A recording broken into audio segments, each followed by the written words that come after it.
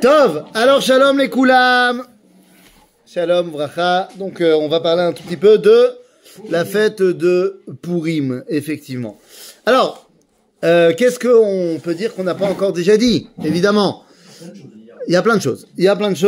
Cette fête de Purim, d'abord, elle doit se replacer dans son contexte. C'est le plus important et c'est le premier point.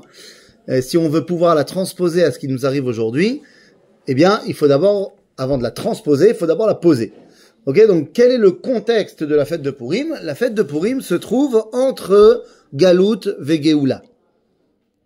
Ok, la fête de Purim se trouve entre Galout et Géoula, c'est-à-dire nous sommes entre le moment où le roi Koresh, le roi de Perse, a donné la permission aux Juifs de revenir en Israël, de reconstruire le Beth Amikdash.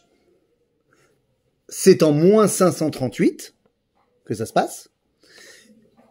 Et nous sommes entre ça et l'époque de Ezra et Nehemia qui vont, on va dire, véritablement mettre en place Shivat Zion, qui va se passer aux alentours des années moins 430, moins 435. Ah, beaucoup après. Oui, 100 ans plus tard. 100 ans plus tard. En fait, il faut se rappeler une chose. Dans la Megillah, nous, on a l'impression que tout va comme ça très très vite, mais... Alors, il y a... Non, 9 ans, il a raison, parce que ça commence à la 3e année du règne, ça finit à la 12e année du règne. Mais au-delà de ça, en fait, on nous rappelle des événements beaucoup plus tardifs, lointains, puisque on nous dit que Mordechai, Ish Yehudi Aya Beshushan Abira, Ushmo Mordechai ben Yair ben Shimi ben Kish Ish Yemini.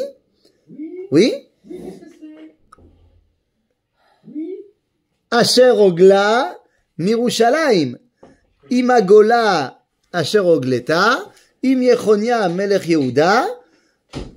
Ken? Im Yechonia Melech Ogla Asher Egla Nebuchadnezzar Melech Bavel. Donc on nous rappelle que Mordechai vient d'une famille qui a été exilée de Babylone. Enfin, on a bugué, je reprends. Dans la Megillah, on nous dit qu'il y avait un certain personnage qui s'appelait Mordechai, qui était le fils de Yair, fils de Shimi, fils de Kish, qui était Yémini, de la tribu de Benjamin. Et on nous dit, Asher Ogla Mirushalayim, Imagola Asher Ogleta, Im Yechonia Melech Yehuda, Asher Egla Nebuchadnezzar Melech Bavel. Ouais? Non? Tu me regardes. Ah! Donc, Ish Yehudi, il y avait un Ish Yehudi. D'abord, je fais une précision. Et c'est une précision qui est absolument pas acceptable dans le mainstream religieux. Mais je pense que c'est très très très important. Il y a une différence fondamentale entre la Megillah et Masechet Megillah. Ce sont deux livres qu'on a besoin d'étudier tous les deux.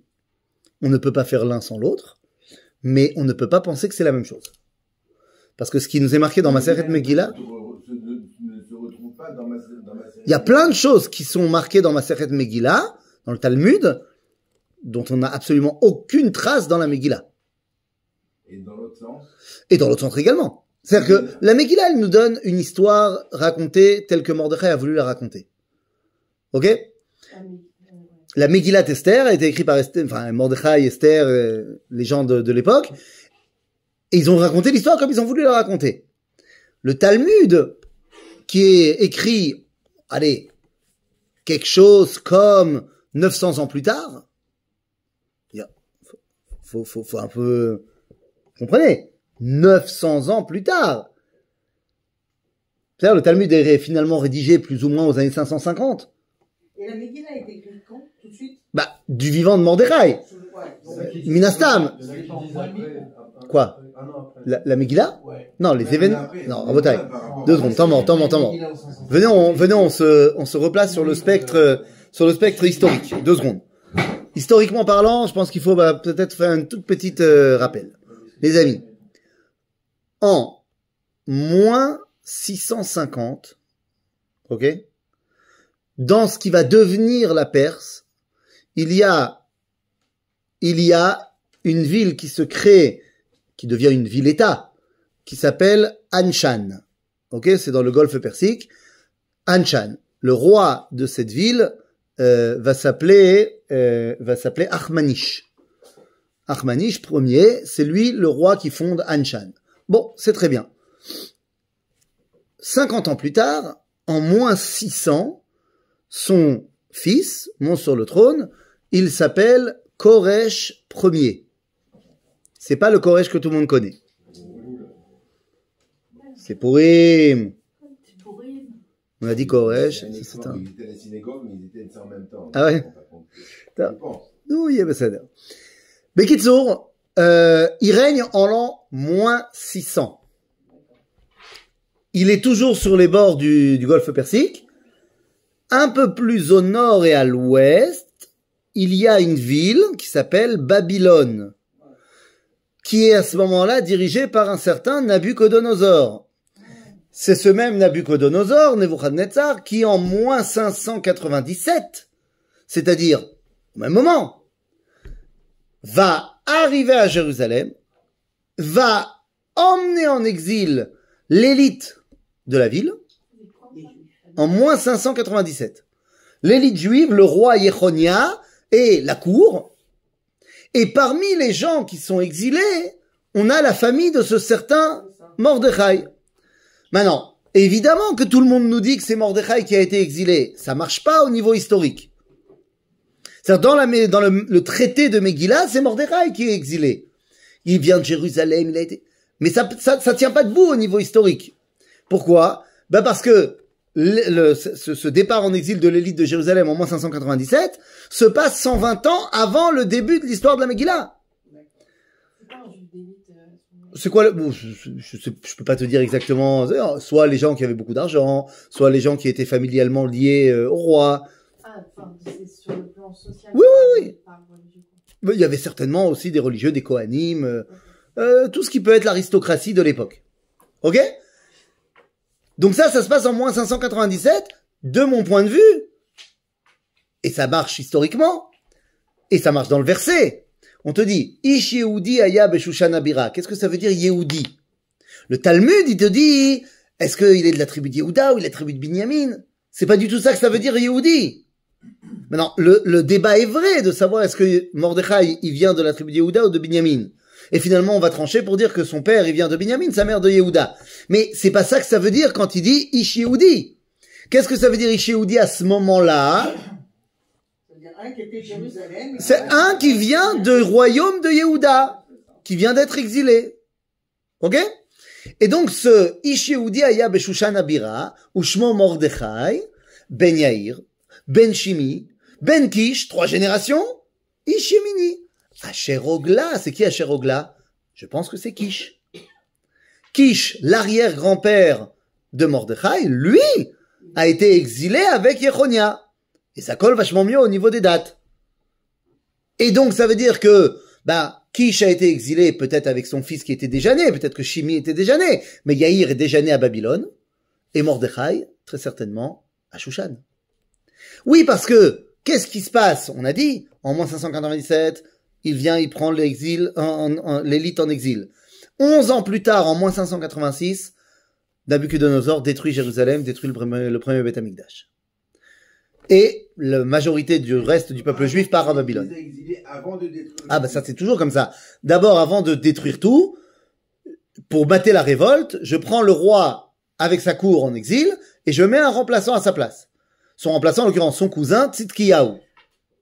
Mais 11 ans plus tard, Tzidkiyahu refait des siennes et donc Nabuchodonosor, il revient, il détruit tout. On est en moins 586 et la majorité du peuple juif part en exil à Babylone. D'accord? Donc l'exil se fait en 2 temps. En 2 temps.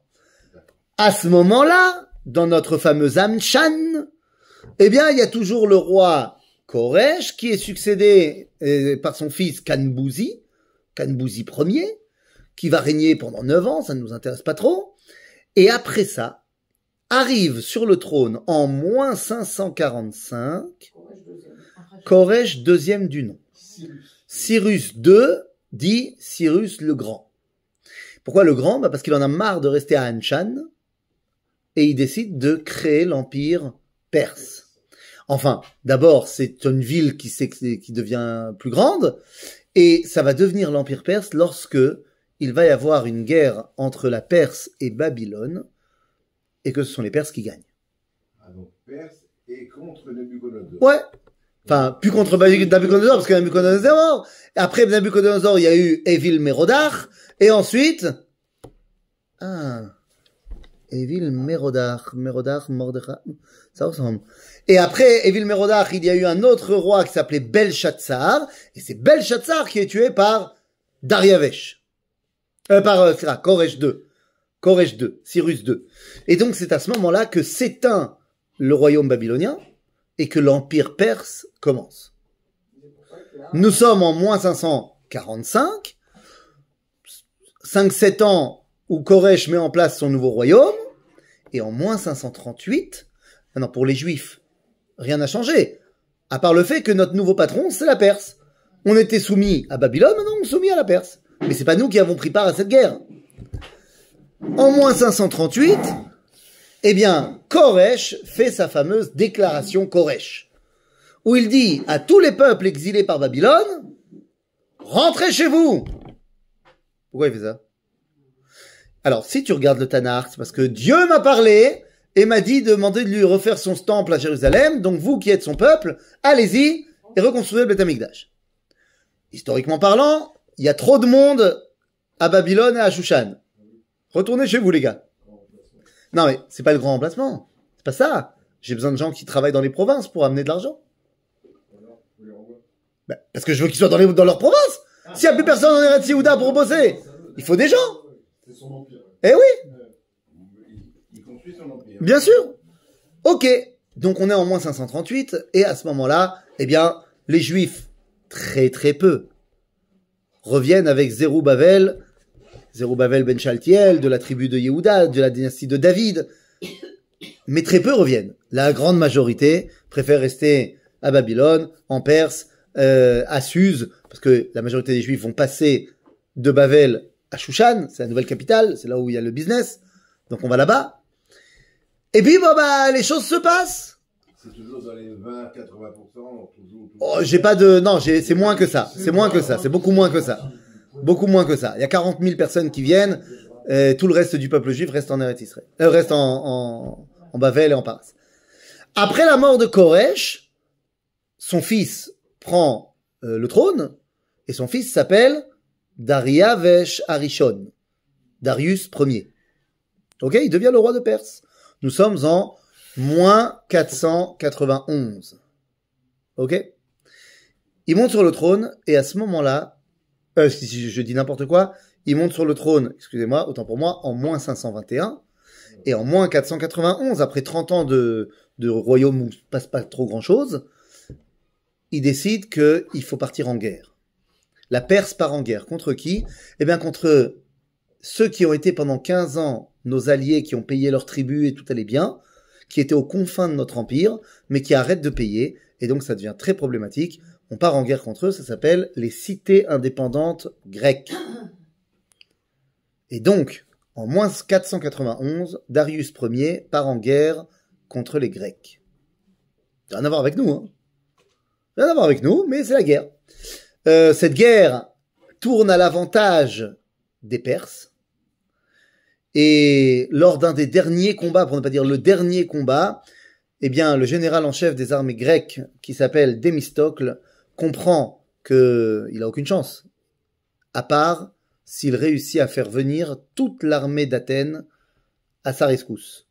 Il prend un de ses soldats, il lui dit « Notre vie est entre tes mains, ou plus exactement entre tes pieds, va prévenir Athènes, on a besoin de tout le monde. » Et le soldat relève sa jupette, qui sont en jupette, ce sont des Grecs, et il court 42 kilomètres depuis la ville de Marathon, où il y a le combat, jusqu'à la ville de Athènes, qui va donner naissance au fameux Marathon.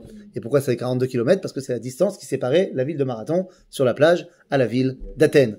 Il arrive jusque-là, il meurt en arrivant, parce qu'il a couru toute ça, il donne le message, il meurt, les Athéniens arrivent, et finalement, ils arrivent, c'est là que les Athéniens atteignirent, et finalement, eh bien, ils font renverser la balance, le combat tourne en leur faveur, les Perses s'enfuient sur leur bateau, et veulent repartir.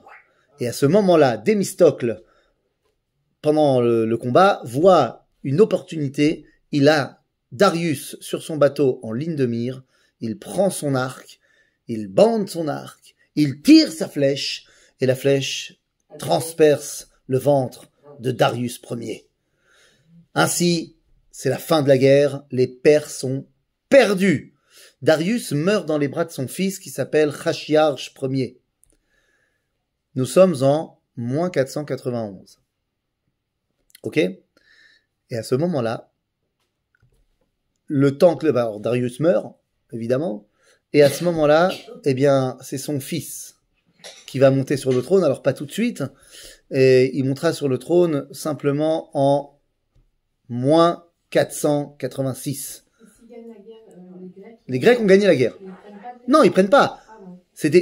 D'abord, la guerre, elle se faisait en Grèce. C'est-à-dire, les Perses sont arrivés en Grèce. Ils n'ont pas les forces après les Grecs pour aller conquérir la Perse. Ça sera Alexandre qui fera ça, mais on est 100 ans plus tard. Ok?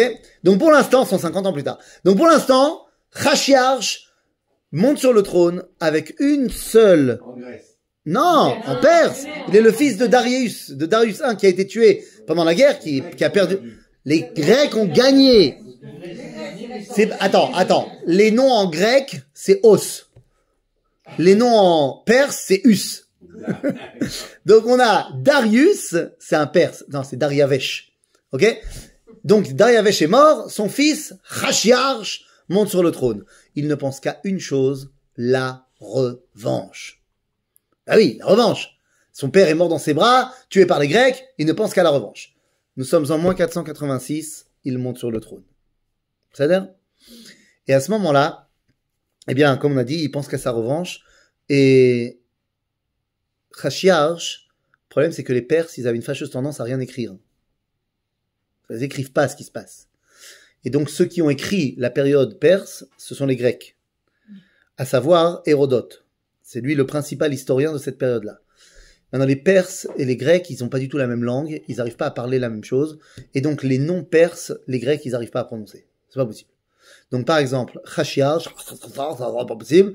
Donc en grec, ça va devenir Xerxes. Chashiarch, c'est Xerxes. Pour les Grecs, c'est mieux. Pour la prononciation grecque, c'est mieux. Mais nous, les Juifs, on n'est pas en reste. Les noms perses, on rajoute un aleph en tête de nom.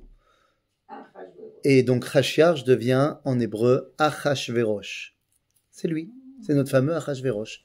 Et donc, nous arrivons à Vayehi Bime Achashverosh. Ok? Ou Achashverosh, Amolech Meodu Vaatkush. Et là, Achashverosh, qu'est-ce qu'il fait? Si je vous faisais une interro, et je vous dis, ok, début de la Megillah, on voit Achashverosh qui fait quoi? C'est quoi le premier chapitre de la Megillah? Un festin. Et c'est un festin 180 jours. Dites-moi, est-ce que là-bas, on est à l'eau ou on est au vin? On est au vin. Eh bien, les amis, je suis désolé de vous le dire, c'est une erreur fondamentale. Il n'y a pas une goutte d'alcool. 180 jours, on est au coca. Le radin, mec. Radin, hein?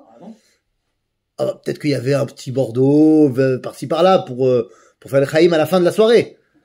Mais le but n'est absolument pas le festin de beuverie. C'est pas du tout le festin de beuverie que tout le monde connaît. Parce que les gens, vous savez, vous connaissez les gens, ils lisent pas. On leur raconte, la ganénette leur a dit, le rabbin leur a dit, et jamais ils se sont dit, peut-être que moi je vais aller voir ce qui a marqué. Hein, ça peut...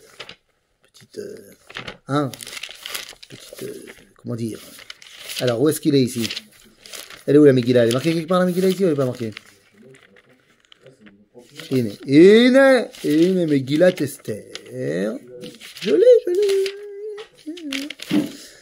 ויהי בימי אחשוורוש, הוא אחשוורוש המולך מהודו ועד כוש 27 מהמדינה, בימים ההם כשבט המלך אחשוורוש על כיסא מלכותו אשר בשושן הבירה, בשנת 3 למולכו. moins 483. בשנת 3 למולכו. עשה משתה לכל צדריו ועבדיו.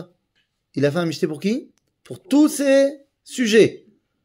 Mais qui en particulier? חיל פרס ומדי הפרטמים, ושרי המדינות לפניו. Il fait un michté pour qui? L'armée. Combien de temps ce michté? 6 mois. Qu'est-ce qu'il fait pendant 6 mois? C'est pas des michtaot de beuverie. C'est des réunions de travail. Il est en train de réunir sa coalition militaire. 127 provinces. Il n'y a pas d'armée de métier. Il faut ramener tout le monde. Et comment est-ce que tu vas convaincre les gens de participer à ta grande guerre? En montrant quoi? Be'aroto et osher kevod malchuto ve'et yekar tiferet gedulato yamim rabim shmonim u'me'at yom. Le but, c'est juste de montrer comment il est puissant, fort, grand. Ça vaut le coup d'être avec moi. Il n'y a pas une goutte d'alcool.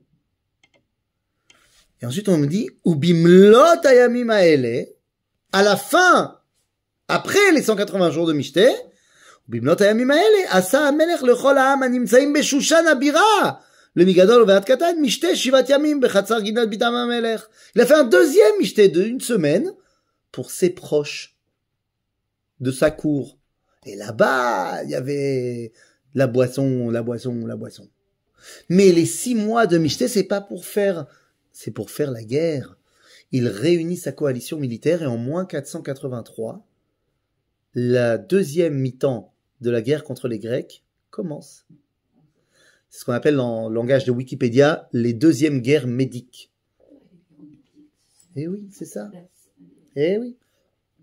Et pourquoi c'est des guerres médiques? Pourquoi on dit les guerres médiques et pas les guerres persiques? Parce que la famille de Achashverosh, ce sont des Mèdes. Ce ne sont pas des Perses. Parce que c'était la Perse et la Mède. Ok? Bekitsour, Paras ou Madaï. Bekitsour, il fait la guerre. Pendant 3 ans. Une guerre monumentale. Monumentale. Hérodote dira, c'est la mère de toutes les guerres. De moins 483 à moins 480. C'est ça. Moins 479, ça rentre dans le début de l'année d'après. Hérodote dira la mère de toutes les guerres. Une guerre mondiale de folie. Maintenant, il a compris les erreurs du passé et il sait que les Grecs, il y a un danger chez les Grecs, plus que chez les autres. C'est la cité libre de Sparte. Et donc, il envoie des émissaires d'abord pour essayer de soudoyer les Spartiates. Ça marche pas. Et finalement, il va faire la guerre contre Léonidas Ier, roi de Sparte, qui avant d'être des chocolats était un vrai roi. Et la guerre va avoir lieu aux Thermopyles. Si vous avez vu le film 300, c'est cette histoire-là. Les deux, t'es en train de faire l'histoire des C'est le deux. lieu de la Quoi? bataille. Il y a 2 films. Non, Il y a le premier, c'est contre Sparte, en fait, c'est après, mais après, ils ont fait un autre. C'est oui, la. j'entends bien, mais c'est la l'autre. navale, et ça, en fait, c'est. Non, la guerre navale que tu fais référence, il fait un flashback. Ouais. Je l'ai vu aussi. Il commence. Voilà, il commence, ça, c'est le flashback du début. La fin. Maintenant, la guerre que tu vois à la fin du deuxième film, c'est le dernier combat de la deuxième guerre. Ok. Le combat de Salamine. Ok? Où les Perses vont perdre. Ils perdent aussi la deuxième guerre. Ok? Maintenant, le premier combat, le combat des Thermopyles, là, pour le coup, ils le gagnent. Ok? Ils le gagnent. Et quand tu regardes et tu demandes au Rav Google, c'est qui le chef des armées perses aux Thermopyles contre Léonidas? C'est un certain Mardinos. Mordechai. Mordechai était le général des armées d'Achashverosh. Comme c'est marqué dans la Gemara. Aman aussi était un général d'armée. Et lui, il a perdu le combat de Salamine. Vous comprenez que toute cette Megillah, en fait, elle se met dans un contexte. Ok? Et donc, alors, ok, c'est bien, on a dit ça, maintenant, qu'est-ce qu'on a dit? Mordechai et Aman, c'est 2 généraux. 2 généraux de l'armée perse. Alors Mordechai, il a gagné quel combat Le premier, des Thermopyles. Ok? Donc maintenant qu'on a dit ça, qu'est-ce qu'on a dit? Ok, on a remis le contexte historique. Et donc on a compris que les Juifs ne sont pas censés être à Shushan. Puisque ça fait maintenant, depuis moins 538, ça fait donc près de 80 ans que les Juifs devraient être rentrés à Jérusalem. Oui, mais ils sont pas rentrés. Ils sont pas rentrés. Ah. Ils sont pas rentrés. Là, Malo. On est bien. Bizarre. Maintenant, 2 secondes. Ils sont pas rentrés. Donc, à un moment donné, tu rentres pas. Bah, qu'est-ce qui t'arrive au niveau identitaire? Oui, c'est tu déssimiles. Maintenant, regardez bien ça. Faites-moi un peu de guématria. Kouf, c'est 100. Reish, c'est 200, donc ça fait 300. Ok? Ensuite, Yud, 310. Ok? Tête, 319. Aleph, donc 320. Noun, 50. 370.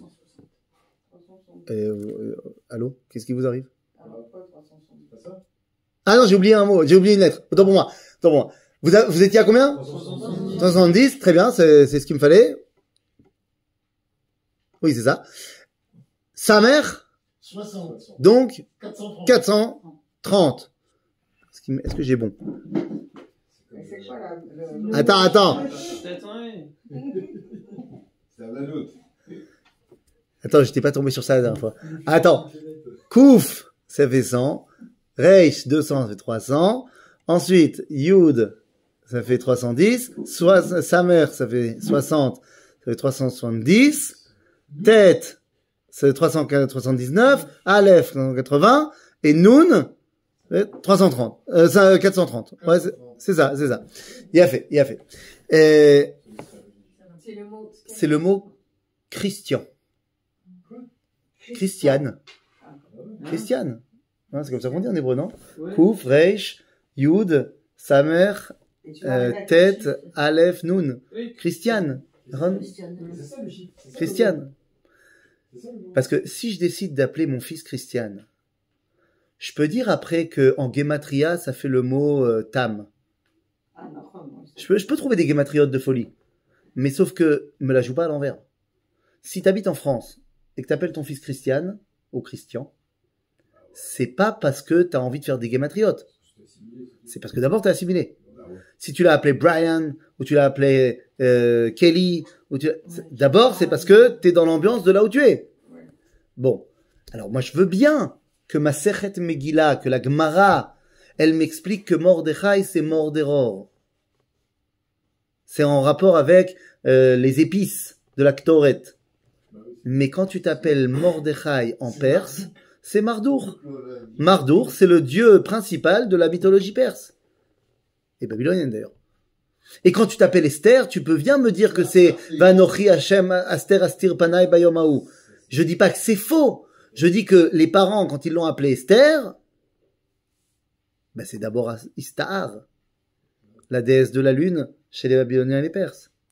Maintenant, Esther, elle a un nom juif, elle s'appelle Adassa. Mais personne n'appelle Adassa. Tout le monde appelle Caroline. C'est ça. Quoi? Ah, tu crois qu'il y avait la loi qu'on doit donner un nom du calendrier? En France, c'est comme ça. C'était comme ça en France. Nous, c'est des Caroline. La poste. Nachon, bien sûr, tu as raison. Nachon. Mais non, il n'empêche que on te donnait un nom juif à la Torah. Ah oui. Oui, Nachon. Maintenant, donc c'est Mordechai qui a écrit l'histoire. Il peut décider de mettre le nom qu'il veut. C'est-à-dire que tout le monde la connaît comme étant Esther. Esther, c'est quoi? Istar. C'est la déesse de la lune qui va devenir la déesse des étoiles, qui va devenir en anglais une star. Ah, nice. Ah oui, tu croyais que c'était venu d'où? Je sais pas, moi. Pourquoi c'est devenu une star? Ah, non. C'est Istar. Ok? Donc, les amis, donc évidemment que Mordechai et Esther, hein, rien que de par leur nom, je me dis qu'au niveau culturel, ils sont vachement plus proches de la Perse que de Toratenu Akdosha. Maoler, po.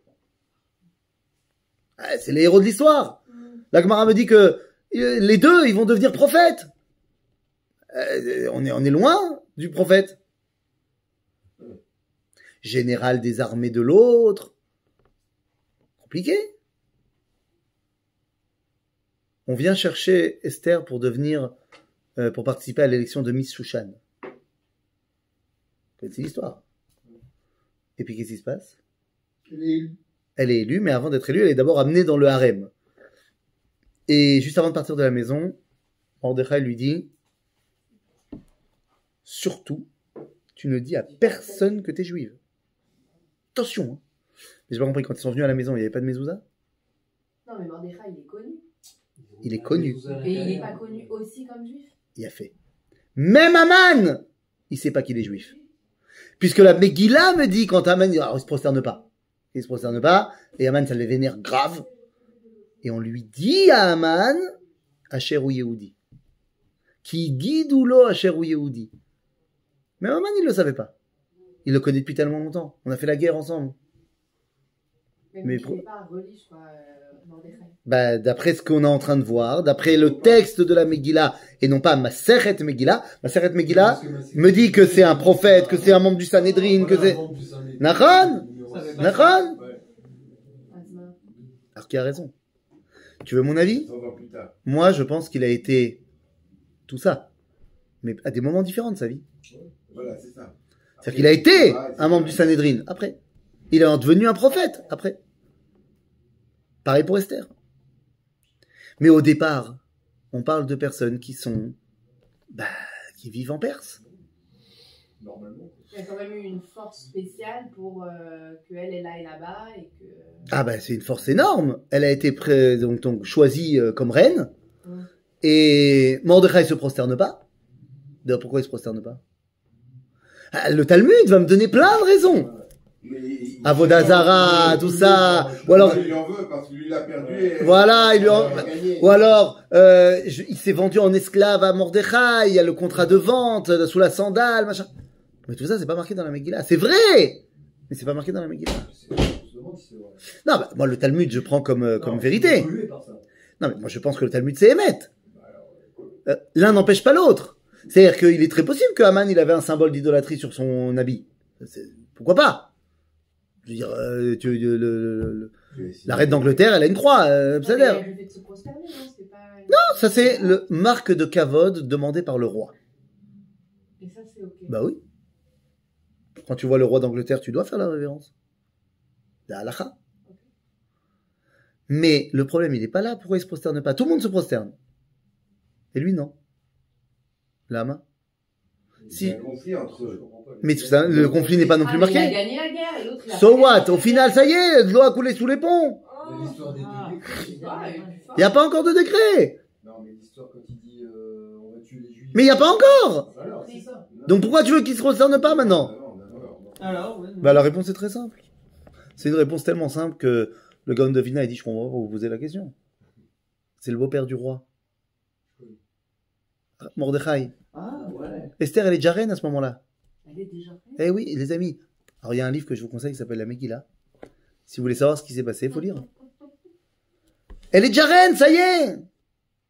Elle est pas dans le rêve, elle est déjà. Elle est déjà reine. Chapitre 2, elle est reine. Chapitre 3, on met Haman Premier ministre. Donc, il est le beau-père du roi. Bah, c'est tout. Je fais partie de la famille royale maintenant. Je me concerne pas, c'est tout. Et on dit à Haman, en fait, tu sais, il est juif. Mais parce que c'est ce qui a marqué. C'est marqué, c'est sa fille. Si on dit que c'est sa fille, bah oui, c'est parce que c'est ce que c'est marqué. C'est marqué dans la Megillah que c'est sa fille. Ben oui, vayi omen et Adassa, i Esther, vaïlo, les bat. Alors la Gemara, elle dit, pas les bat, les bait. Et qui s'est marié avec elle. C'est marqué dans la Gemara, c'est pas marqué dans la Megillah. Avec son nom. C'est pas impossible. C'est pas impossible. Mais en tout cas, la Megillah, elle me dit sa fille, donc il est fait partie de la famille royale maintenant. Qu'est-ce qui vous arrive? En plus, à cause de ça, il a reçu un kiddoum. Il a reçu une promotion. Il est devenu Yoshev Beshar HaMelech. C'est-à-dire ministre de la justice. La classe. Ah, il est vénère, quoi. Donc Aman, non mais Aman, il a pas été vénère au départ. Lui, il est devenu premier ministre. Il est encore bleu. Mais Mordechai se prosterne pas. Mais sauf qu'il n'est pas lui le beau-père du... Voilà. Nachon, mamash c'est kacha. Maintenant, attendez. Donc, ok, il se prosterne pas. Mais le fait qu'il se prosterne pas va finalement, parce qu'on lui dit à Haman qu'il est juif. Quoi? Mordechai, c'est un juif? Comment Salomon, vous êtes Je juif? suis venu à Mélenchon. Comment Salomon, vous êtes juif? C'est pas possible. Et à ce moment-là, ben, Haman, il est Ben Data Agagi. Il est d'Amalek. Donc ça, j'ai pas besoin d'autres explications pour savoir qu'il déteste les juifs.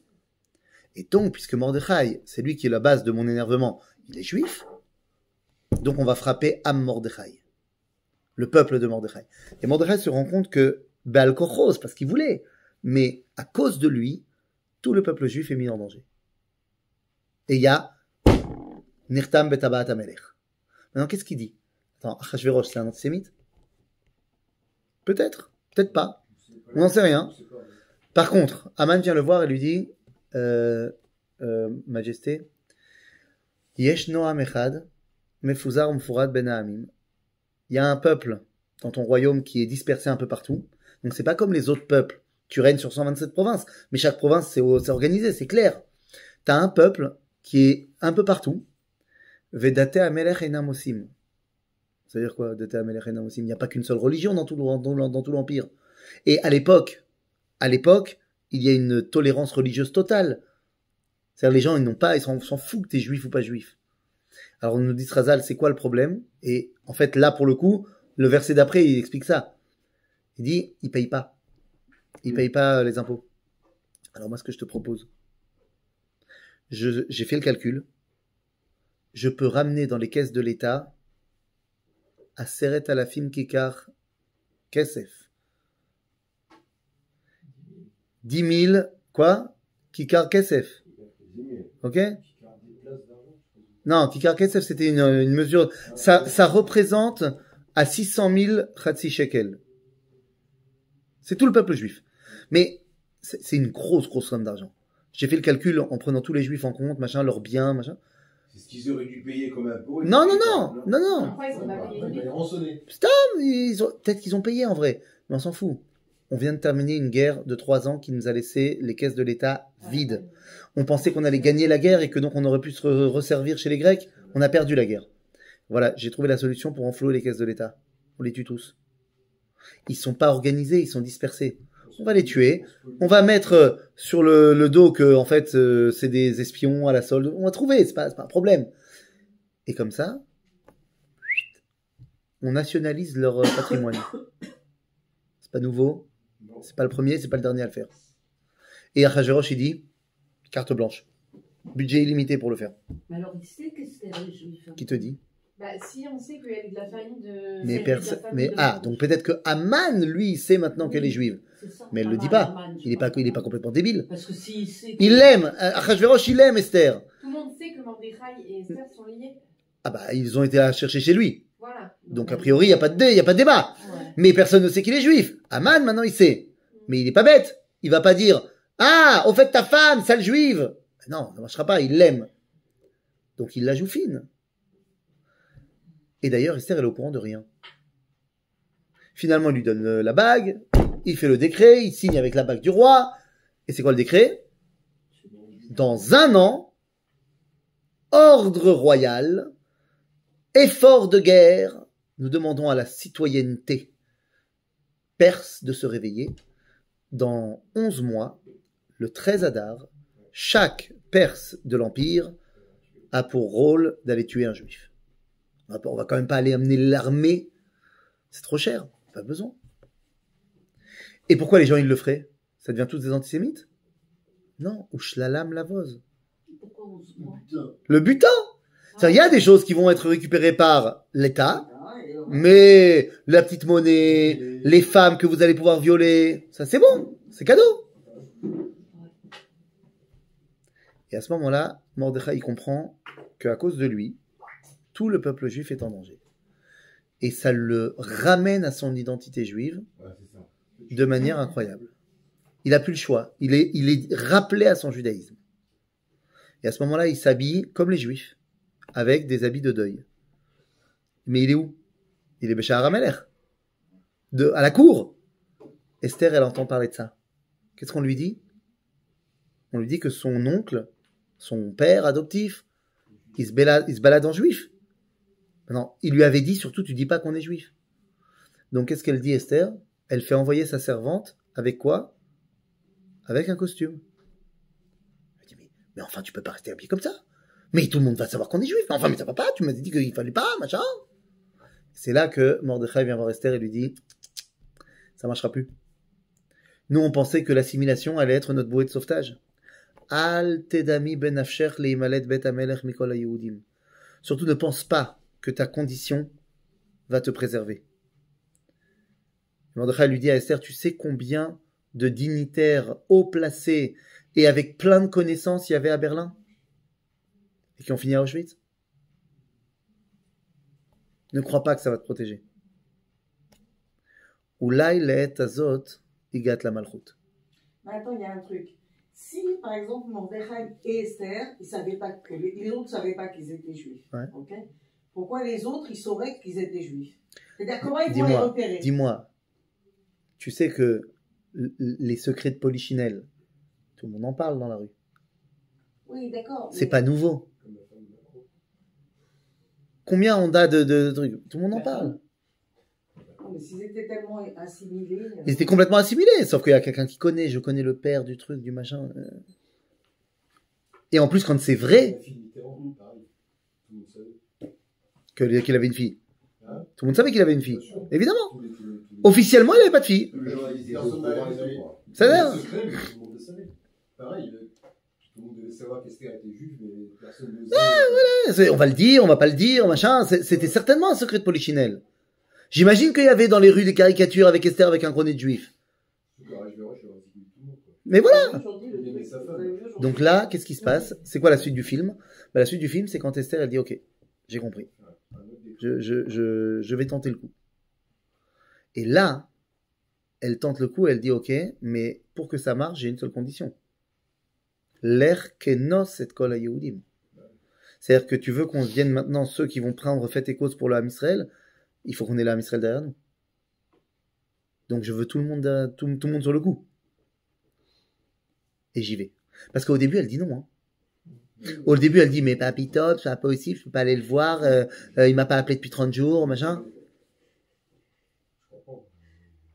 Mais il lui dit, mais c'est pas possible. Oula let kazot, ve revar ve'atzala ya'amod la yehudim.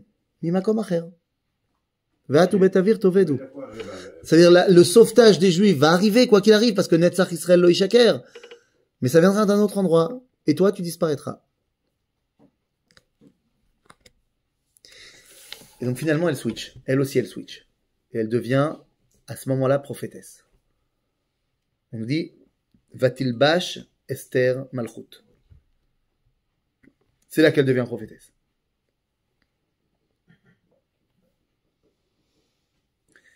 Très bien. Et alors on y va. On lance l'opération Vena Aforu. Alors, sauvetage, elle a vite compris que ça ne marcherait pas. Pourquoi? Rajverosh, il lui dit, écoute, Trop tard. non, pourquoi c'est trop tard? Un décret, c'est signé. C'est signé. Ce qui est signé de la bague du roi, on peut pas changer. C'est un autre décret. Parce que sinon, ça remet en cause la puissance du roi, machin, on peut pas. Par contre, vous pouvez faire un autre décret si vous voulez. Ça enlèvera pas le premier. Et donc, c'est quoi le deuxième décret? Que les Juifs Juifs peuvent se défendre. défendent. Donc, j'ai pas compris. Et s'il n'y avait pas eu ce deuxième décret? C'est quoi le deuxième décret? Que les Juifs ont le droit de se défendre. Les Juifs, D'accord. On va venir les tuer, mais ils ont le droit de se défendre. Et s'il n'y avait pas eu ce décret? ils se seraient pas défendus. Par là, s'il vous plaît, monsieur. J'ai pas compris. C'est ça le truc? Ils auraient fait quoi, les Juifs? Mais ils auraient fait comme partout et comme tout le temps. Il y en a qui auraient eu peur et qui se seraient laissés tuer. Il y en a qui se seraient enfuis. Il y en a qui se seraient battus. Il a changé quelque chose, le deuxième décret? Choum davar! Choum davar! S'il fédérait le peuple. À part peut-être le fait qu'on s'est préparé. Zéakol. Et arrive le 13 Adar, et on va se battre. Maintenant, attendez. Entre-temps, il y a eu la fameuse histoire où Esther, elle fait un michté pour Achashverosh et pour Aman, 2 jours de suite. Et finalement, elle va dévoiler le poteau rose. Que celui qui veut faire du mal à son peuple, et tout d'un coup, elle dévoile à Achashverosh qu'elle est juive. Et c'est après qu'il soit amoureux, qu'il lui ait mis un petit prince dans le tiroir. Ah bah oui. Parce que Esther, elle va tomber enceinte à un moment donné. C'est pas marqué dans la Megillah, mais vu qu'on sait qu'elle a un fils après, donc faut bien qu'il y ait un moment donné où il y a un fils. Darius II. Celui qui va réautoriser le retour en Israël, la reconstruction. Celui qui va nommer Néhémia comme gouverneur de Judée. Donc finalement, alors, elle dévoile le poteau rose, et Aman, il se jette à ses pieds pour demander pardon. S'il te plaît, pitié! À qui il doit demander pitié? Au roi. Pourquoi il demande pitié à elle? Il n'y a aucune chance qu'elle dise oui. le roi. Mais je suis ton Haman, chérie, machin, s'il te plaît. Pourquoi elle vient pas voir le roi? Parce qu'il sait que le roi, quand il a la moutarde qui lui monte au nez, c'est lui qui lui avait dit qu'il fallait tuer Vashti. Il a vu comment en un claque, on peut faire, le roi, il peut signer des arrêts de mort pour tout le monde. Il vient voir Esther, tu sais pourquoi? Il dit le Tiferet Shlomo parce que il sait que les Juifs, ils sont Rachmanim bene Rachmanim. Il sait que les Juifs, même si on leur fait le 7 octobre, ils sont capables de donner de l'aide humanitaire, de l'électricité, de l'eau, machin. Aucun autre peuple n'aurait pu faire un truc comme ça. Mais il sait que les Juifs sont capables de faire ça. Donc il vient voir Esther. Le miracle de Purim, c'est qu'Esther, elle s'est pas démontée. C'est qu'Esther, elle a pas fait preuve de Rachamim. Et quoi, Arrache-Ranche, les prix en flacon délit, ils conseillent que c'est. Oui, mais ça c'est Baktana. Gam ichbosh et amalka imi babait. C'est la cerise sur le gâteau. Achashverosh, c'est quelqu'un après la guerre, ou qu'il a perdu. C'est quelqu'un qui est complètement manipulable. On le voit dans toute la Megillah. Tout dépend de qui le manipule. C'est-à-dire. Et donc finalement, Esther, elle ne va pas faire la juive d'exil. Elle dit non, c'est lui, il faut le tuer. Et donc les juifs se battent. Se battent et retrouvent leur grandeur, leur puissance. Et à ce moment-là, Mordechai devient le numéro 2 du royaume. C'est bien. Et à la fin du film, ils restent tous là-bas. Il y en a pas un qui est mort. Ah, chez nous? Ouais. D'après la Megillah, non. Est-ce que Befouad, il n'y a pas des gens qui sont morts? Certainement. Mais bon, on n'en parle pas. Concrètement, on a eu une victoire éclatante. Mais, ça reste une victoire perse. Ça se passe en Perse, à l'intérieur des problèmes du royaume. Personne n'est reparti en Israël après.